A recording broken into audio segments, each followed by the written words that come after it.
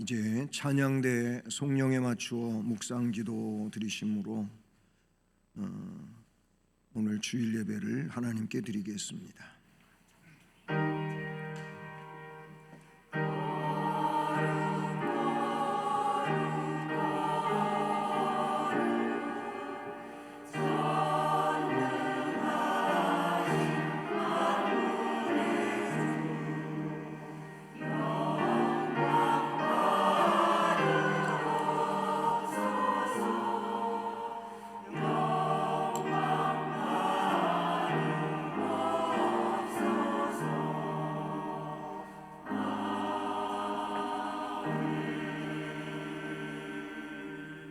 여호와께서 시온에서부터 주의 권능의 규를 보내시리니 주는 원수들 중에서 다스리소서.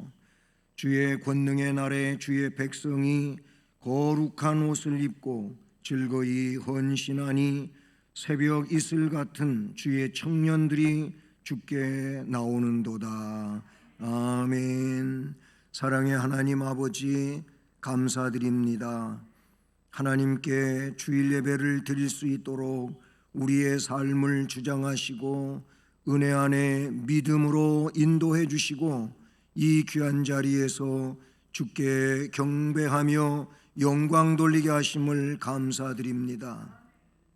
이 예배 시간 처음부터 끝까지 하나님 홀로 주장하시고 영광을 받으시옵소서. 예수 그리스도의 이름으로 기원드립니다. 아멘. 자리에서 일어나셔서 찬송가 35장을 찬송드립니다.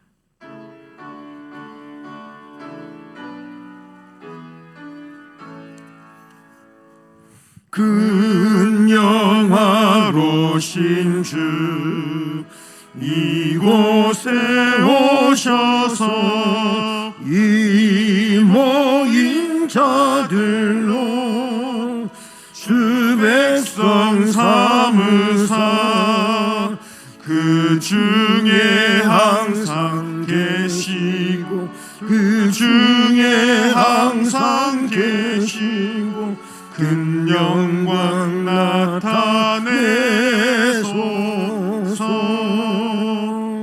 이 백성 기도와 또 예물 드림이 향내와 같으니 곧 받으옵소서. 주 예수 크신 복음을 주 예수 크신 복음을 만 백성 듣게 하소서. 또 우리 자손들 다 주를 기리고 저 성전 돌같이 기나게 하소서. 주 구원하신 능력을 주 구원하신 능력을 늘 끝날까지 주소서. 주 믿는 만민이 참 진리 지키며 예 성도들 같이 주 찬송하다가 저 천국 보좌 앞에서 저 천국 보좌 앞에서 늘 찬송하게 하소서.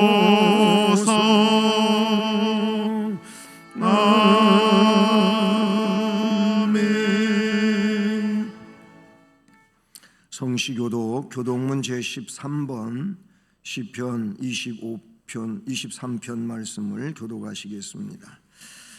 여호와는 나의 목자시니 내게 부족함이 없으리로다. 그가 나를 푸른 풀밭에 누이시며 쉴만한 물가로 인도하시는도다. 내 영혼을 소생시키시고 자기 이름을 위하여 의의 길로 인도하시는도다. 내가 사망의 음침한 골짜기로 다닐지라도 해를 두려워하지 않을 것은 주께서 나와 함께 하심이라. 주의 지팡이와 막대기가 나를 안위하시나이다. 주께서 내 원수의 목전에서 내게 상을 차려주시고 기름을 내 머리에 부으셨으니 내 잔이 넘치나이다. 내 평생의 선하심과 인자하심이 반드시 나를 따르리니 내가 여호와의 집에 영원히 살리로다. 아멘. 전능하사 천지를 만드신 하나님 아버지를 내가 믿사오며 그 외아들 우리 주 예수 그리스도를 믿사오니 이는 성령으로 잉태하사 동정녀 마리아에게 나시고 본디오 빌라도에게 고난을 받으사 십자가에 못 박혀 죽으시고 장사한 지 사흘 만에 죽은 자 가운데서 다시 살아나시며 하늘에 오르사 전능하신 하나님 우편에 앉아 계시다가 저리로서 산자와 죽은 자를 심판하러 오시리라. 성령을 믿사오며 거룩한 공회와 성도가 서로 교통하는 것과 죄를 사하여 주시는 것과 몸이 다시 사는 것과 영원히 사는 것을 믿사옵나이다. 아멘. 4월의 말씀을 함께 암송하시겠습니다. 우리가 선을 행하되 낙심하지 말지 포기하지 아니하면 때가 이름에 거두리라. 갈라디아서 6장 9절 말씀. 아멘. 자리에 앉으셔서 찬송가 200장 찬송 드리겠습니다.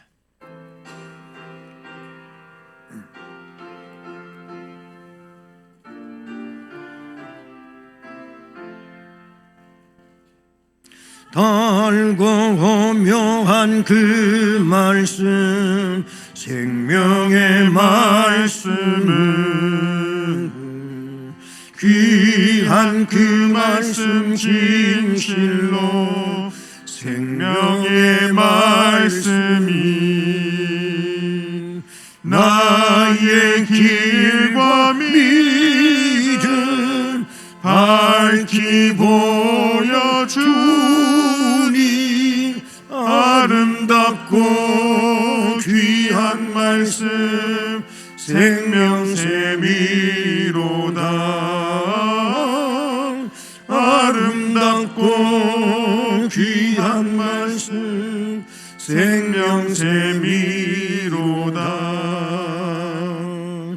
귀한 주님의 말씀은 내 노래 되도다. 모든 사람을 살리는 생명의 말씀은 값도 없이 받아 생명 길을 가니 아름답고 귀한 말씀 생명샘이로다. 아름답고 귀한 말씀 생명샘이로다.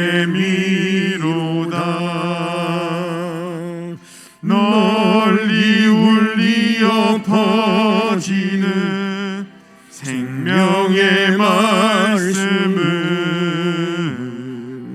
마음의 용서와 평안을 골고루 주나니 다만 예수 말씀 듣고 복을 받네. 아름답고 귀한 말씀 생명샘이로다. 아름답고 귀한 말씀 생명샘이로다.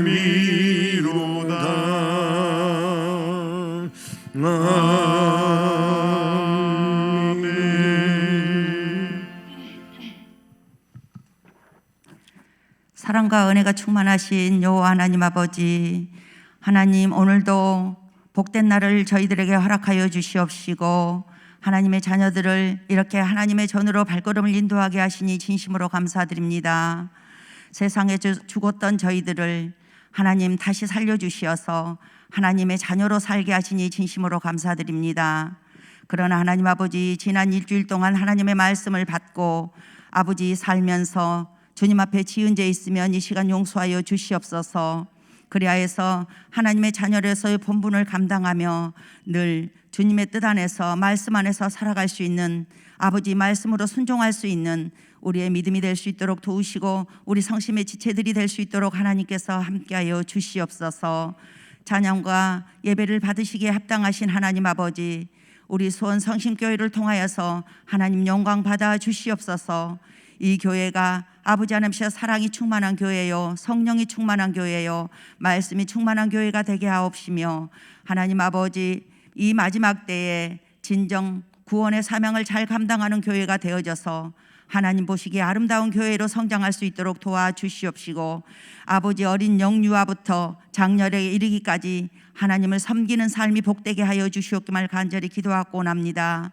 우리들은 말씀 중심의 삶이 되게 하여 주시옵시고 예배 중심의 삶이 되게 하여 주시옵시고 아버지 하나님이시여 또한 교회 중심이 되어서 하나님 앞에 영광 돌리는 아버지 그런 삶으로 우리가 살아가게 하여 주시옵소서.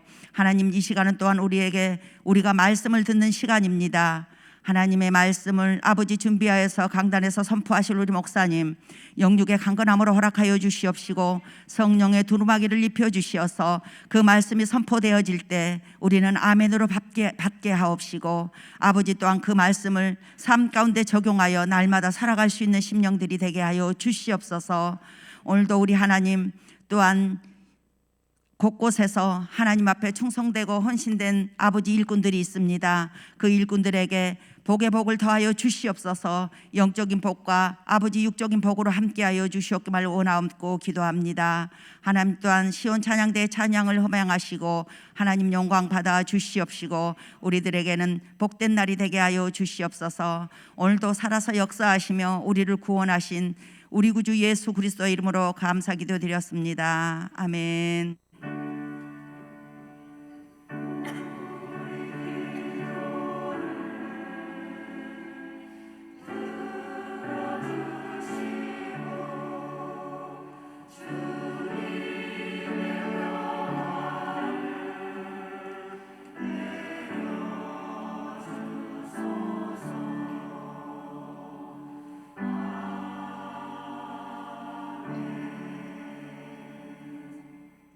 하나님 말씀은 구약성경 시편 19편 7절로 11절까지 말씀입니다. 구약성경 815쪽입니다.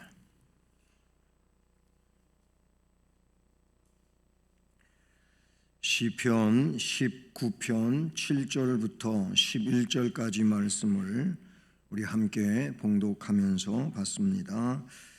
여호와의 율법은 완전하여 영혼을 소성시키며 여호와의 증거는 확실하여 우둔한 자를 지혜롭게 하며 여호와의 교훈은 정직하여 마음을 기쁘게 하고 여호와의 계명은 순결하여 눈을 밝게 하시도다.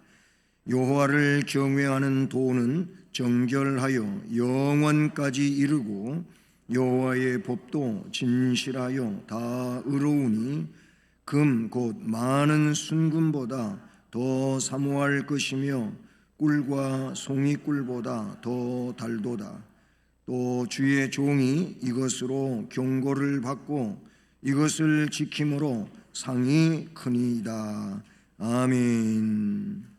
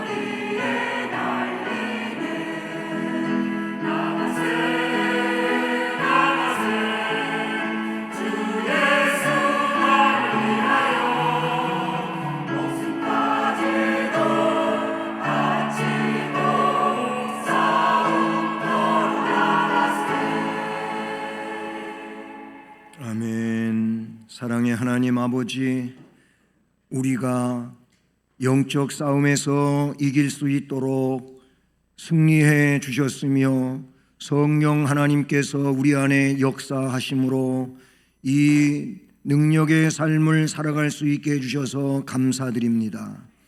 이 시간도 주께서 말씀하시며 하시는 말씀에 귀를 기울이고 그 말씀을 따라 살아가는 귀한 삶에 결단하는 우리가 되게 하여 주옵소서. 부족한 종에게 역사하시고 능력으로 함께 하옵소서. 예수 그리스도의 이름으로 기도드립니다. 아멘. 할렐루야. 네, 4월 달은 말씀을 세우는 달로 우리가 살고 있습니다. 부활절이 있어서 이 고난과 관계해서 또 우리가 학습 세례 하는 일도 있었고 또 성찬식도 있었고 부활주일에 대한 말씀도 있었습니다. 그래서 이 말씀 세우는 일에 대해서 이제 조금 늦게 이렇게 말씀을 드리게 되었습니다. 우리가 왜 말씀을 세워야 되나? 내 삶에 왜 말씀이 나를 붙잡고 좌우해야 되나? 라는 점은 너무나도 우리가 중요한 것입니다. 이것이 잘 되어야 영적으로 승리하는 삶을 살아갈 수 있기 때문입니다. 오늘 말씀은 바로 이 말씀에 대해서 우리에게 가르치고 있는 아주 중요한 말씀이죠. 그 말씀이라고 하는 내용 대신에 율법, 증거, 교훈, 계명, 도, 법 이런 내용으로 다른 단어들을 사용하고 있지만 이거는 전부 말씀을 말씀하고 있는 내용입니다. 시편 19편은 이게 축소판이고 이 19편의 확대판은 119편입니다. 그러니까 19편, 119편 그렇게 여러분이 머릿속에 입력해 두시면 좋은데 119편은 성경에서 시편은 편으로 되어 있고 다른 성경들은 우리가 한 장, 1장, 2장 이렇게 부르잖아요. 근데 시편은 편으로 그렇게 우리가 부릅니다. 그러니까 장으로 이야기한다면은 이 시편 119편은 제일로 긴 장이에요. 무려 176절이나 되는 히브리어 알파벳 22자의 그 한 알파벳마다 8절로 구성이 되어 있어요. 8절씩 한 문단으로 쭉 22개의 문단이 구성이 되어져 있는데 제일로 긴 장이 바로 119편인데 그 119편 안에는 계속 이 19편에서 이야기하고 있는 말씀처럼 그 내용들은 전부 하나님의 말씀과 관계된 내용을 매 절마다 그렇게 의미를 지어서 말씀해 주고 있는 것을 보게 되지요. 하나님의 말씀은 문자로 기록되어져서 우리에게 이렇게 이제 주어지게 됐잖아요. 근데 문자로 기록되기 전의 상황에서는 구전으로 또 하나님이 말씀해 주신 내용들이 없지 않아 있어요. 창세기 같은 경우에는 그 시작점이라고 하는 것은 너무나도 오래전 사건이지만 그런데 그게 주전 1500년경에 기록이 됩니다. 누구에 의해서? 모세에 의하여 기록이 돼요. 하나님이 모세에게 창세기를 기록하게 하고 출애굽기를 기록하게 하고 하면서 그 토라, 율법전서 그 5대 말씀을 기록해요. 창세기, 출애굽기, 그리고 레위기, 민수기, 신명기 이 5권의 책을 율법서라고 하는데 그거는 모세가 기록을 합니다. 1500년경에 주전 1500년경에 그 이전 상황도 하나님이 하신 일이니까 하나님이 모세를 감동시켜서 그냥 그에게 말씀하시면 말씀하신 그 내용, 모세에 감동시켜 주신 내용을 모세는 그냥 기록을 하는 겁니다. 어떻게 그렇게 오래전 일을 모세가 뭘 안다고 기록하냐? 그게 아니고 하나님이 이 성경의 저자예요, 저자. 그리고 모세는 기록자예요.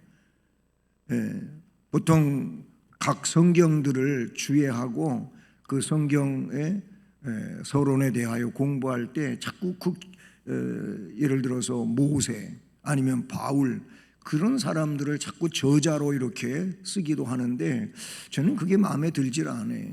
본인이 뭘 쓴 게 아니고 하나님의 뜻을 하나님이 알려주셔서 쓰셨기에 그래서 저자는 하나님이시고 기록자는 사람이다.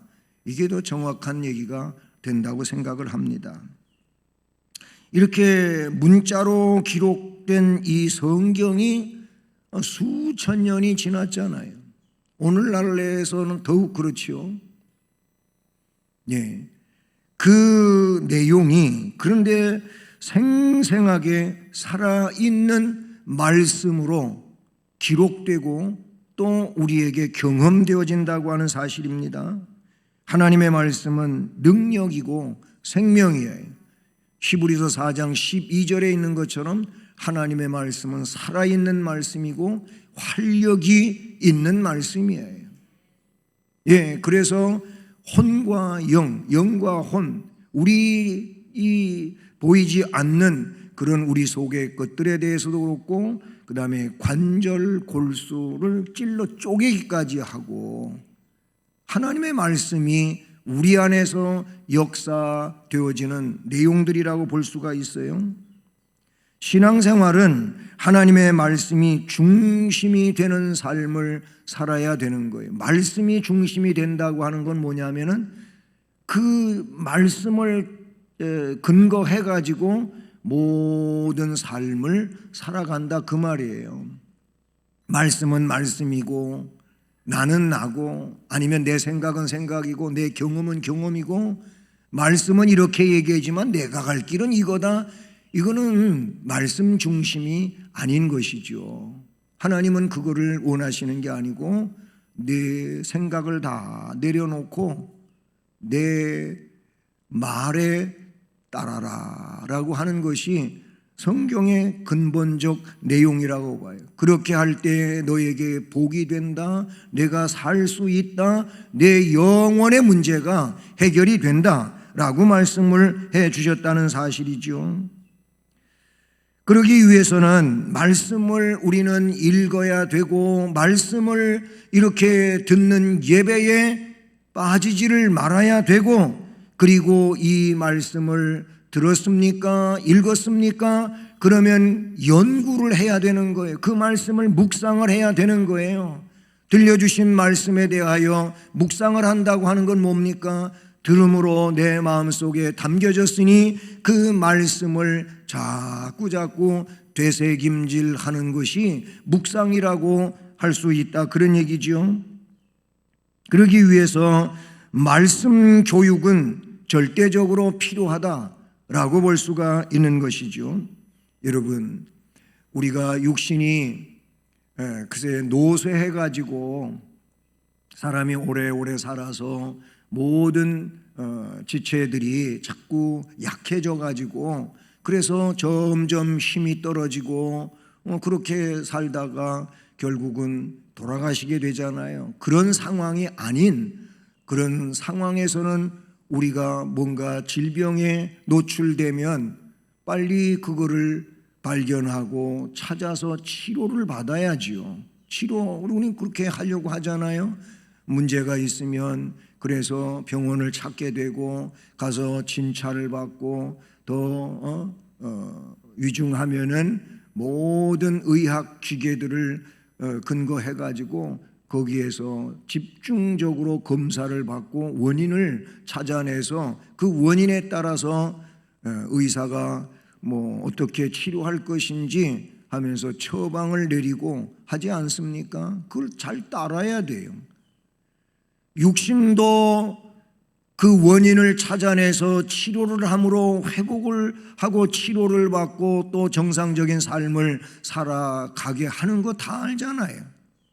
예, 다 알고 계신 얘기예요. 그런데 여러분, 우리의 영혼도 그러해야 합니다. 영혼은 그냥 방치해 둬도 되는 그런 내용이 아니에요.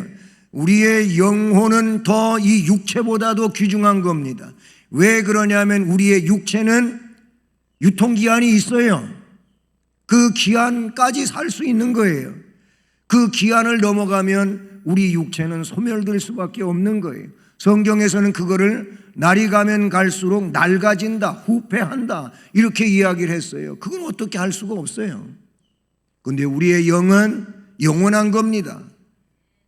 죽으면 끝나는 게 아니에요. 분명히 성경은 죽음 이후에 영원한 세계가 있어요. 두 갈래 길이 있다고 말씀을 해 주시는데 이 영혼을 살려내야 돼요. 모든 영혼들은 사실 예수를 구세주로 믿기 전에 그 상황에서는 다 죽은 영혼들이에요. 죽은 영혼이라고 하는 것은 하나님과의 관계가 이어져 있질 아니하고 끊어져 있는 상황이기 때문에 죽은 영이라 그러는 거예요. 죽은 영은 살려야 된다 그 말이에요. 우리가 죽음에 대하여 이야기할 때는 세 가지가 있다는 얘기를 들으셨잖아요. 여러분, 그 첫 번째 내용이 영적 죽음이라고 하는 거예요. 영적 죽음. 이 세상에 많은 사람들이 살고 있잖아요. 네, 뭐 우리나라 집계로 대충 이야기를 해도 5천만 명이 우리 인구 아니겠습니까? 그러면 이 5천만 명이 살고 있는데 이 5천만 명 가운데 영이 죽은 사람이 얼마이겠느냐? 뭐 수천만 명이란 말이에요. 왜냐하면 하나님하고 관계를 맺지 못하고 있는 자들은 다 죽은 영혼. 근데 하나님하고의 관계는 어떻게 맺는 겁니까? 우리가 하나님 한다고 하나님 관계가 맺어지는 게 아니고 예수님이 연결을 시켜줘야 돼요. 그래서 예수 그리스도가 중보자다 그 말이에요. 예수 그리스도를 통하지 아니하고는 하나님하고 관계가 맺어지지가 않아요. 예수 그리스도의 이름으로 기도하는 이유도 거기 있단 말이에요. 예수님만이 우리의 유일한 중보자이란 말이죠. 예수 그리스도를 구세주로 믿어야 된다 라는 것이죠. 영적 죽은 자가 있어. 영적으로 뭐 회사도 가고 가정생활도 하고 뭐 사회생활도 하고 한다고 그래도 영이 죽은 사람들도 있다. 그건 아까 얘기한 것처럼 유통기간 내에는 그렇게 그냥 사는 거예요. 그러나 영원한 세계에서는 영생의 천국에 갈 수가 없어요. 이 영이 죽어 있는 상황, 죽음과 함께 영원한 심판의 나락으로 떨어지는 상황이 되기 때문에 그런 거예요. 그 다음에 또 하나의 죽음이 뭐냐면은 바로 이 육체적 죽음인 겁니다. 말하는 그대로 우리가 살다가 임종하는 것이 육체적 죽음이에요. 그 육체 안에서 영이 빠져나가서 영과 육이 어떻게 구분되는 상황인 거예요. 이거를 우리는 육체적 죽음이라 그래요. 그러면 이제 장례식이 치러지게 되겠지요. 그 육체를 흙으로 돌려보내기 위해서 장례를 치르는 거예요. 그 영을 천국으로 보내기 위해서 장례를 치르는 거 아니에요. 이미 죽음으로 우리가 뭐 보내고 안 보내고 그게 아니란 말이에요. 육체에 대한 것이 장례식이에요. 한 가지 마지막 죽음은 뭐냐면 영원한 죽음이라는 거예요. 그 영원한 죽음은 말 그대로 무의 상태로 돌아가서 영원한 죽음이라고 하는 게 아니고 영원한 영생의 천국과 영원한 형벌, 지옥, 이 내용으로 갈라지는 상황에서 그 심판받는 멸망으로 떨어지는 것을 영원한 죽음이라고 그렇게 표현하게 되는 것이죠. 근데 여러분, 오늘 말씀 제목처럼 이 영혼은 영원한 겁니다. 천국에서든지 형벌의 장소에서든지 영원한 거예요. 끝이 없어요. 그런데 이 영혼을 살릴 수 있는 것이 하나님의 말씀이다, 그 말이에요. 복음도 하나님의 말씀인 것이고 율법도 하나님의 말씀인 것이고 곧 성경은 하나님의 말씀이에요. 성경은 사실 율법과 복음이라고 하는 내용으로 이루어져 있는 거예요. 이 하나님의 말씀인 성경의 말씀이, 하나님의 말씀인 성경이 영혼을 살린다, 그 말이에요. 영혼을 살리는 비결은 다른 방법이 없어요. 오로지 하나님의 말씀, 그 말씀만이 우리의 영혼을 살린다. 오늘 말씀에 보게 되면 먼저 말씀의 능력을 이야기해 주고 있어요. 말씀의 능력. 그래서 7절에 보면 두 가지가 나오는데 영혼을 소성시키고 우둔한 자를 지혜롭게 하고, 그리고 8절에서 또 뭘 이야기합니까? 정직하여 마음을 기쁘게 하고 눈을 밝게 한다. 이 네 가지가 나오고 있어요. 우선 영혼을 소성시키는 게 하나님의 말씀의 능력이에요. 여기서 영혼을 소성시킨다, 소성이라고 하는 그 말은 살려낸다, 그 말이에요. 다시 살게 한다, 이런 의미를 지니고 있다는 사실이죠. 하나님의 말씀은 모든 부패와 오류로부터 벗어난 흠 없는 생명의 말씀이지요. 그래서 우리 장로교회는 이 말씀에 대해서 신앙과 행위에 대하여 정확무한 유일의 법칙이다, 그렇게 믿습니까? 직분을 받을 때 다 물어보는 거예요. 목사가 직분을 받을 때에도 그러하고, 장로, 권사, 안수집사, 이런 직분을 받을 때 하나님의 말씀은 신앙과 본분에 대하여 정확무한 유일의 법칙으로 믿으십니까? 하면서 예 하고 여러분 다 직분 받은 거예요. 이 말씀은 틀림이 없어요. 오류가 없어요. 잘못된 게 없어요. 뭐 고쳐야 되는 그런 내용이 없어요. 고칠 게 있다면 우리가 고칠 게 있는 것이지 말씀에서 고칠 게 있는 게 아니라 그런 얘기. 그래서 그 말씀에는 보태기를 해도 안 되고 빼기를 해도 안 된다고 요한계시록에 나와요. 보태면은 저주가 보태지고 빼면 생명나무에 참여하는 일에 갈 수가 없고 거기서 빼지는 거예요. 하나님의 말씀은 완전한 말씀인 줄로 믿습니다. 그래서 이 말씀만이 죽어있는 우리의 영혼을 살려낸다라는 거예요. 여러분, 이사야 55장 1절부터 3절까지의 말씀에 보면 지금 설명한 이 내용을 너무나도 거기에 자세하게 말씀해 주고 있어요. 너희 목마른 자들아 물로 나오라 그랬어요. 돈 없는 자도 오라. 돈 가지고 와서 해야 하라는 얘기가 아니에요. 신앙이 어린이들이, 어린 신앙을 가지고 있는 사람들이 아유야 교회도 돈이 있어야 가더라. 돈 있어야 교회 가지, 돈 없는 사람 교회도 못 가겠더라. 이제 헌금하는 거 보고 그러는 거예요. 헌금하는 거 보고. 그것도 옛날에, 지금은 들어오면서 여러분들이 원하는 대로 그저 준비해서 헌금함에다가 헌금을 넣으시는데, 그전에는 거의 다 교회들이 헌금 바구니를 돌렸잖아요. 그것도 이런 장의자, 긴 의자를 놓고 가운데 앉아있는 사람, 빽빽이 앉아있는데 가운데 앉아있는 사람한테 바구니 이렇게 대기가 어려우니까 이렇게 길게 자루를 해가지고 가서 이렇게 앞에다 대주고 그랬잖아요. 여기에 시험이 든 거예요. 그게 시험 들 일도 사실은 아닌데 있으면 드려야 되고 없으면 못 드리는 거지요. 없으면 없는 대로 작은 것이라도 준비해서 정성껏 드려야지요.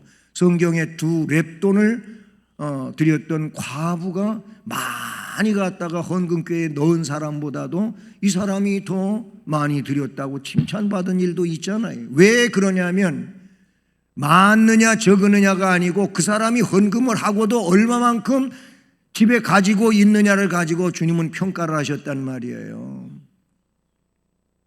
중요한 건 뭐냐면 자기 마음을 드리는 거예요. 네? 드리는 건데 돈 없는 자도 오라 그랬어요. 성경은 돈 때문에 영혼이 망하면 안 되잖아요. 영혼이 귀중해잖아요. 너희는 와서 사먹되 돈 없이 값 없이 와서 포도주와 젖을 사라 그랬어요. 너희가 어찌하여 양식 아닌 것을 위에서 은을 달아주고 배부르게 하지 못할 것을 위하여 수고하느냐. 여기서 말하고 있는 것은 배부르게 하지 못할 것, 이거는 뭐냐면 여긴 지금 영적인 이야기들을 하고 있는 거예요. 영혼의 양식을 이야기하고 있는 거예요. 근데 육을 위해서는 아낌없이 여러분들이 쓰며 살잖아요. 육체를 위하여 뭐 구경도 다니고 이것도 하고 저것도 하고 돈 쓰면서 그렇게 해요. 돈 없다고 하지만 한국 사람들이 세계적으로 볼 때 굉장히 부자로 살아요. 각 나라에 가보면 우리 한국 사람들이 그렇게 여행객으로 많이 몰려다니고 있다는 거 가보신 분들은 알 거 아니겠어요? 다른 나라 사람들보다 우리 한국 사람들이 그렇게 세계 여행을 많이 하고 다녀요. 근데 가난하고 뭐 없다고 난리야 지금. 오히려 가난하게 살고 있는 사람은 세계 여행 다니지 않을, 자기들 생활 이곳에 살게 된 것이 자기는 너무나도 행복하다, 그렇게 이야기하는 걸 들으면 너무 사치스럽지 않나, 그런 생각이 들어요. 수고하면서 사는데 배부르게 하지 못한, 영적으로는 아무 유익도 없는, 그것에 대하여는 아낌이 없으면서도 영적으로 유익한 이 일에 대해서는 너무나도 인색한 이런 모습이 있다는 거예요. 이사야 선지자를 통해 그걸 지적하고 있어요. 하지만 너희는 내게 듣고 들을지어다. 그리하면 너희가 좋은 것을 먹을 것이며 너희가 영적으로 배부를 것이며 너희 자신들이 기름진 것으로 즐거움을 얻으리라. 이사야 55장 1절로 3절에 나오고 있는 말씀이에요. 너희는 귀를 기울이고 내게로 나와 들어라. 그리하면 너희의 영혼이 살리라 그랬어요. 주님 앞에 나와서 그 말씀을 들을 때 영혼이 산다는 거예요. 요한복음 4장 10절에서 내가 만일 하나님의 선물과 또 내게 물 좀 달라고 하는 이가 누구인 줄 알았더라면 내가 그에게 구하였을 것이요 그가 생수를 내게 주었으리라. 그 수가성 우물물이 아닌 그 진짜 영혼의 생수, 이것에 대하여 네가 알았더라면 그걸 줄 수 있는 자에게 구하지 않았겠느냐. 그랬더니 이 여인이 아니 당신은 두레박도 없는데 어떻게 이 물을 떠갖고 주겠다는 겁니까? 이런 얘기를 그 여인은 모르니까 그러는 거죠. 모르니까 그냥 목마르면 시원한 냉수 물 마시는 그것밖에 아직 모르고 있는 거예요. 그래서 예수님이 요한복음 4장 13절 14절에 이렇게 말하고 있어요. 예수께서 대답하여 이르시되 이 물, 야곱의 우물, 수가성 우물, 이 물을 마시는 자마다 다시 목마르려니와 내가 주는 물을 마시는 자는 영원히 목마르지 아니하리니 내가 주는 물은 그 속에서 영생하도록 솟아나는 샘물이 되리라. 거기도 보면 영원한 샘물에 대하여 이야기하고 있잖아. 이 물을 마셔야 되는 거예요. 이 물을 마셔야 영혼이 기갈을 당하지 않는다는 거죠. 요한복음 6장 35절에서는 나는 생명의 떡이니 내게 오는 자는 결코 줄이지 아니할 터이요 나를 믿는 자는, 따라서 합니다, 영원히 목마르지 아니하리라. 아멘. 예수를 구세주로 믿는 자들은 영원히 목마르지 아니하리라. 영원한 목마름이 없는 이런 사람이 된다는 거예요. 요한복음 7장 37절 38절 누구든지 목마르거든 내게로 와서 마셔라. 나를 믿는 자는 성경의 이름과 같이 그 배에서 생수의 강이 흘러나리라. 예수 믿으면 그 심령 속에 영원한 생수의 강이 흘러 내려가게 되는 줄로 믿습니다. 요한계시록 21장 6절에 보니까 내가 생명수 샘물을 목마른 자에게 값없이 주리니 이기는 자는 이것들을 상속으로 받으리라. 영적으로 믿음을 가지고 싸워 승리하는 자들에게 이 영원히 목마르지 아니하는 샘물을 상속받을 것을 말씀으로 해주고 있다는 사실인 것이죠. 말씀의 능력은 영혼을 살려내는 겁니다. 그러니까 말씀이 귀중한 거예요. 말씀의 양식을 우리는 그러므로 영혼을 위해서 끊임없이 갈구해야 되고 찾아야 되는 줄로 믿습니다. 그런가 하면 말씀의 능력은 두 번째 그 7절에 보면 우둔한 자를 지혜롭게 한다고 있어요. 우둔한 자를 지혜롭게 한다. 우둔이 뭡니까? 좀 어리석고 미련하고 둔한 거예요. 둔한 거. 예? 그런 것인데 말씀은 성도들에게 영적으로 온전한 지혜를 갖게 해요. 우리가 가질 수 없는 지혜를 말씀이 갖게 한다, 그 말인 것이지요. 그래서 그 말씀이 주는 지혜로 말미암아 하나님의 뜻이 분별되어지고 그리고 어떻게 살아야 할지에 대하여 결단을 하고 각오하며 나가게 되는 줄로 믿습니다. 그것만 아니 말씀은 마음을 기쁘게 하는 거예요. 여기서 마음은 심령이에요. 심령을 기쁘게 하는 겁니다. 그래서 8절을 보면 여호와의 교훈은 정직하여 마음을 기쁘게 하고 그랬어요. 하나님의 말씀이 정직하다고 하는 것은 거기에 오류가 없다는 거예요. 잘못됨이 없는 거예요. 그러니까 그 말씀을 가지고 내 심령이 앞날의 삶을 살아가게 될 때, 그 말씀을 따라가게 될 때 그 삶은 기쁨이 될 수밖에 없어요. 그 말씀 때문에 겪는 어려움이 없지 않아 있지만 그러나 그 말씀이 중심이 되어 살아가는 자들에게 임하는 것이 뭐냐면 하늘의 기쁨이 주어지는 거예요. 주께서 주시는 평강이 그들에게 임하게 되는 줄로 믿습니다. 그러니 그 말씀, 그 교훈이 그를 기쁘게 한다는 거예요. 그리고 또 한 가지 말씀의 능력은 8절 중반 이하에 여호와의 계명은 순결하여 눈을 밝게 하시도다. 아멘. 눈을 밝게 해주는 거예요.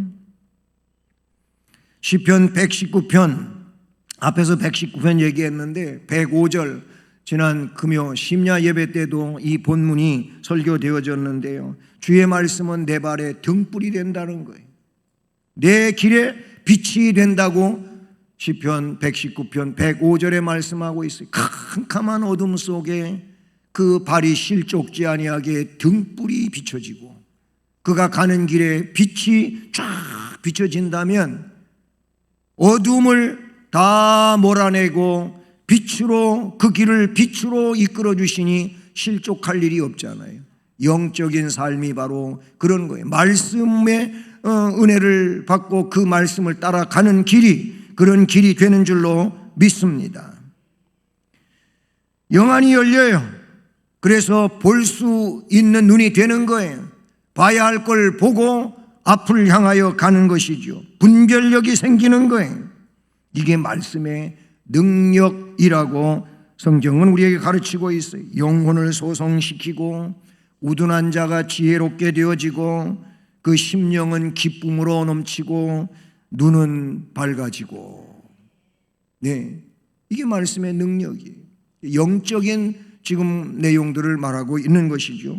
그 다음에 두 번째로 말씀은 영생에 이르게 하는 말씀이라고 볼 수가 있는 거예요. 9절을 보세요. 여호와를 경외하는 도는 하나님을 섬기는 그 말씀들은 정결하여 영원까지 이르고 여호와의 법도 진실하여 다 의로우니 그랬어요. 여기서 말씀하고 있는 것은 결국 영생의 문제와 말씀이 깊은 연관성을 가지고 있다는 것을 가르치고 있다는 사실이죠. 하나님의 말씀은 영원해요.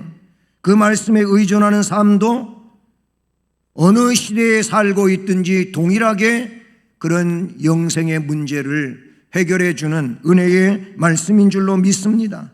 그래서 요한복음 6장 67절로 69절 말씀에 아주 귀한 말씀이 나오는데 예수님께서 12 제자에게 말씀하십니다. 너희도 가려느냐? 예수님을 그냥 줄지어 무리지어 따라다니던 많은 사람들이 예수 따라다니다가 맨 첫 배는 뭐 떡도 얻어먹고 기적도 경험하고 막 이러니까 야, 이분은 정말 우리를 로마의 압제로부터 독립시켜 줄 수 있는 다윗보다도 더 훌륭한 그런 메시아가 맞다. 그리고 또 쫓아다녀요. 근데 1년 지나고 2년이 지났는데 그런데 그때까지도 맨날 똑같은 얘기만 하고 뭔가 좀 날 따라라 하고 내가 보응기를 들겠다, 내가 뭔가 혁명을 일으켰다 이런 얘기는 안 하고 맨 이상한 얘기만 자기들이 볼 때 하면서 사랑하라 사랑하라 사랑하라만 하는 거예요. 그래서 이제 가만히 쫓아다녀 보니까 이게 아닌 게벼 하고 떠났어. 사람들이 3년 차 되니까는 사람들이 예수님에게서 떠나버리는 거예요. 2년 가까이는 그렇게 무리지어 줄지어 따라다니는 사람들이 아니야 메시아인 줄 알았는데 우리가 착각했어. 아니야 다 떠나는 거예요. 그때 주님이 그런 거예요. 12 제자한테 저렇게 다 나 떠나버렸는데 너희도 가려느냐 그랬어요. 그랬더니 그때 시몬 베드로가 이렇게 말하면 주여, 따라서 합니다. 영생의 말씀이 주께 있사오니 우리가 네게로 가오리까.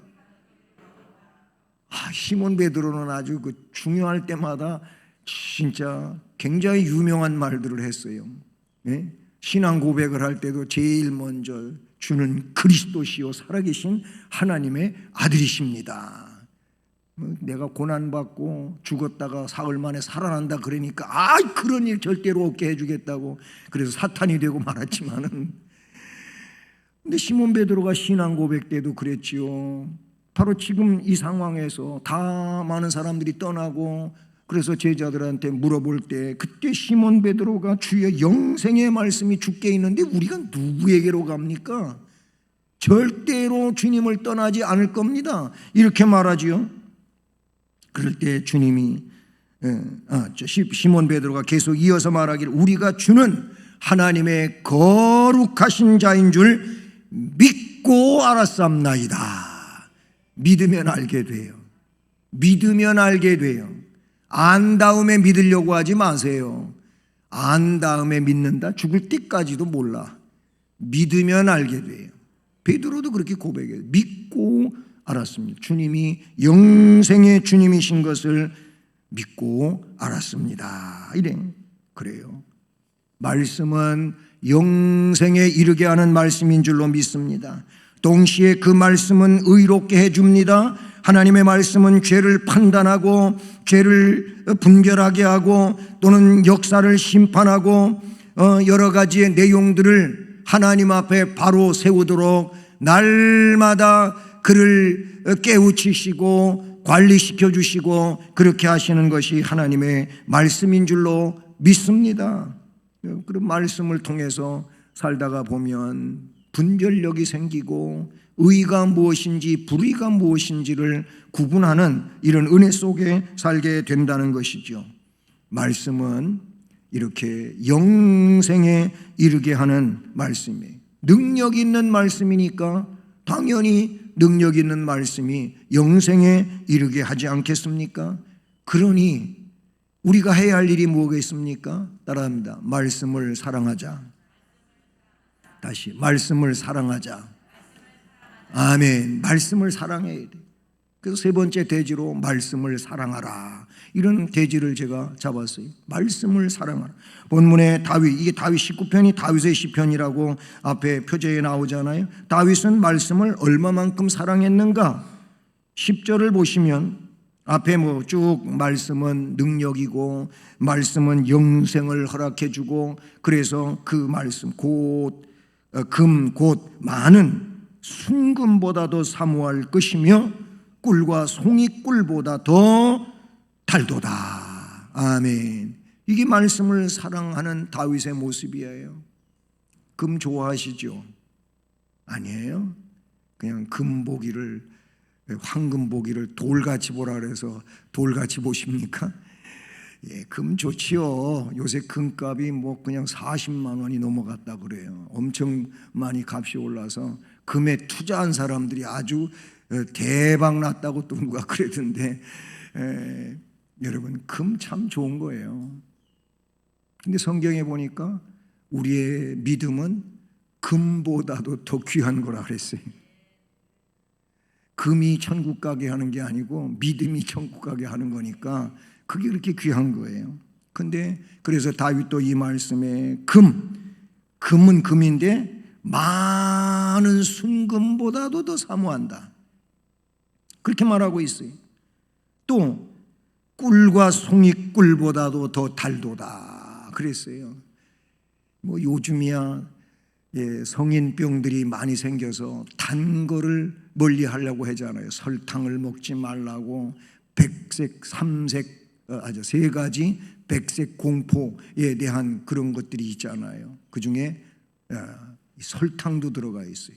마약도 흰색이니까 그렇게 취급을 하고요. 어쨌든 지금은 단 거 별로 싫어해요. 아주 꿀을 안 먹으려고 하는 사람도 없지 않아 있어요. 근데 옛날에는요, 꿀이 약이었어요.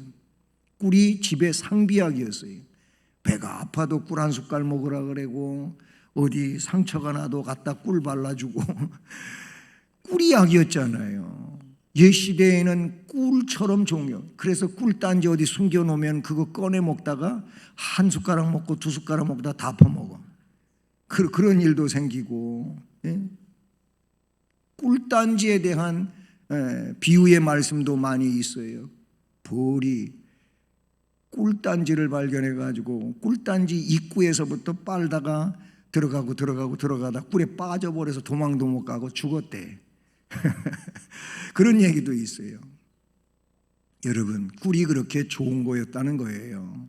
이 다윗의 시대에도 그런 거예요. 꿀처럼 좋은 게 단 게 없었죠. 그래서 하나님의 말씀을 꿀보다, 송이꿀보다도 더 달게 여겼다 그 말이.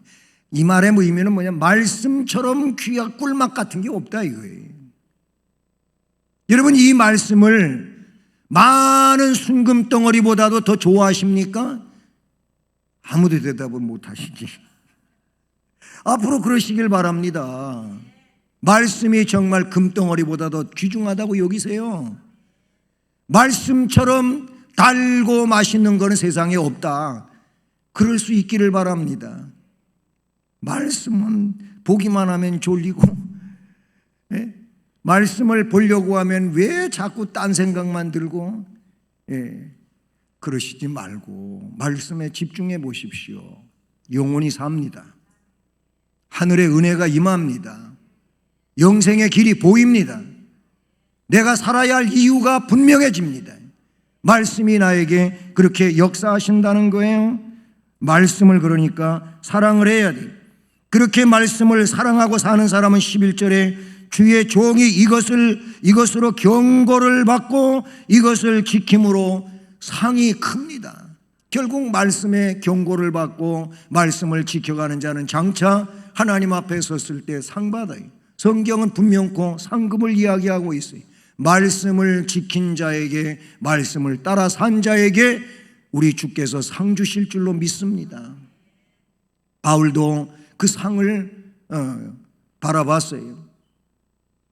말씀대로 나아가는 자들은, 말씀을 사랑하고 사는 사람들에게 하늘의 상이 있다, 그런 얘기예요.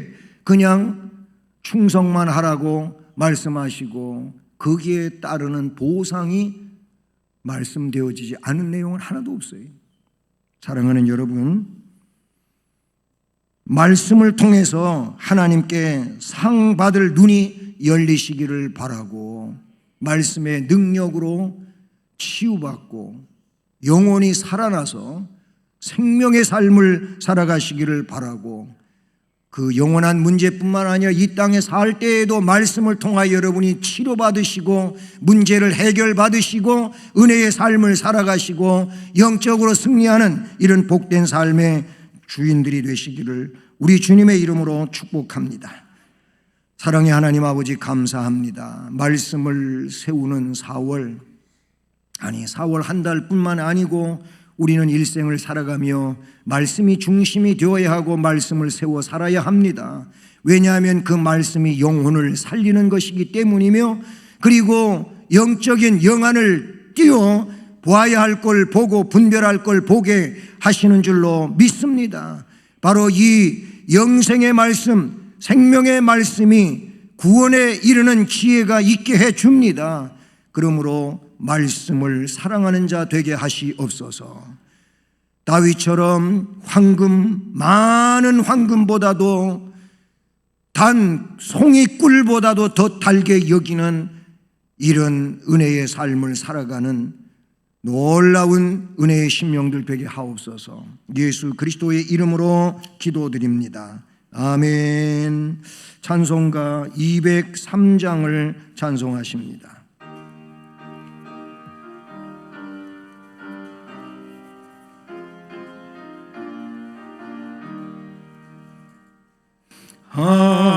하나님의 말씀은 생명의 말씀이라.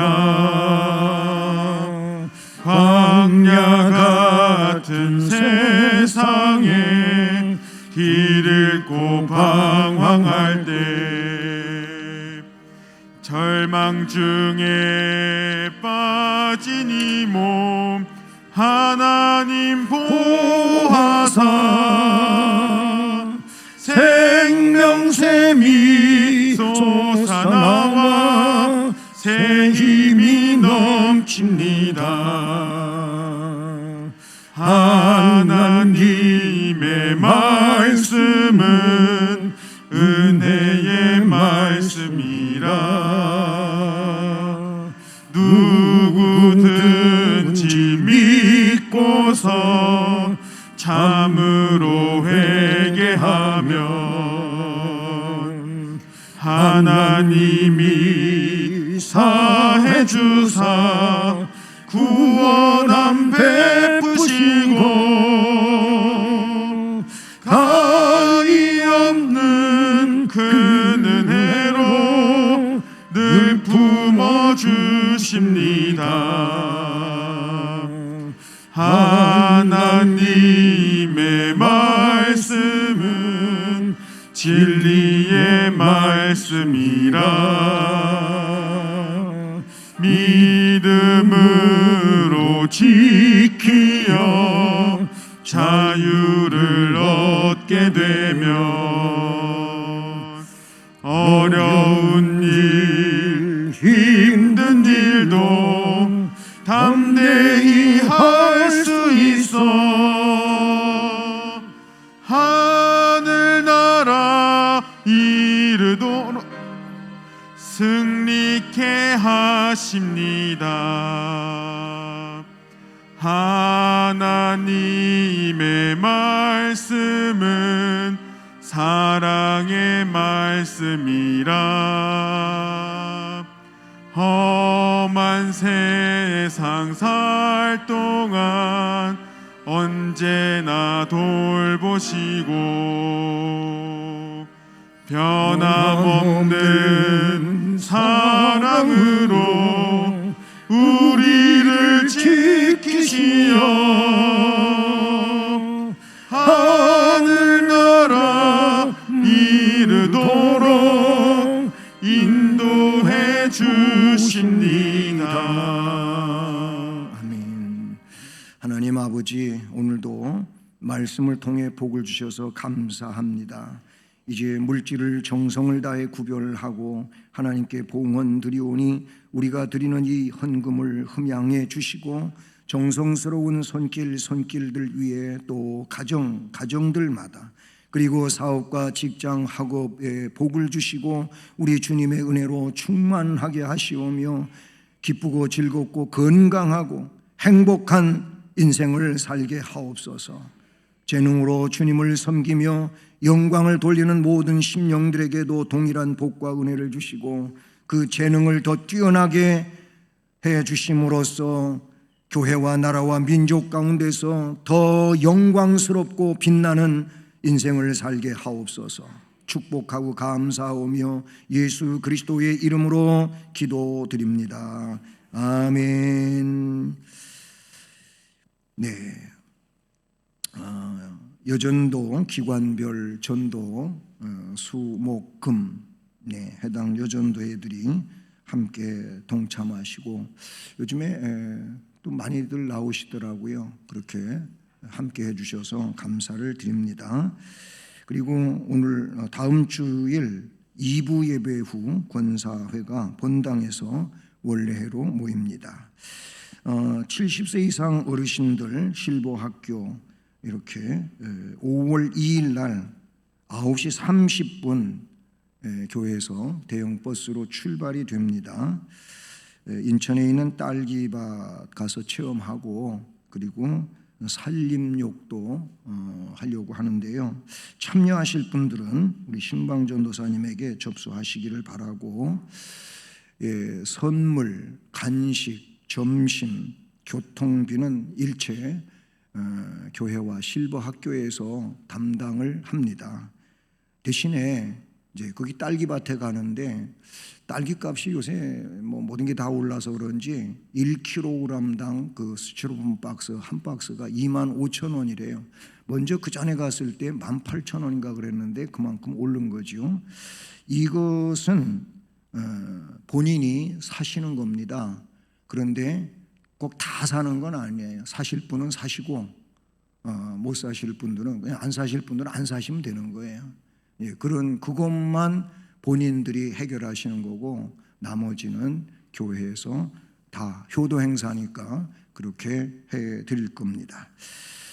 그리고 어제 결혼식이 있었는데 그 결혼 감사 떡으로 이렇게 떡을 내주셔서 여러분이 따끈한 맛있는 떡을 받으셨는데 감사하시고 맛있게 드시기 바랍니다. 이제 다 자리에서 일어나셔서 예수를 믿고 3절을 찬송하시겠습니다.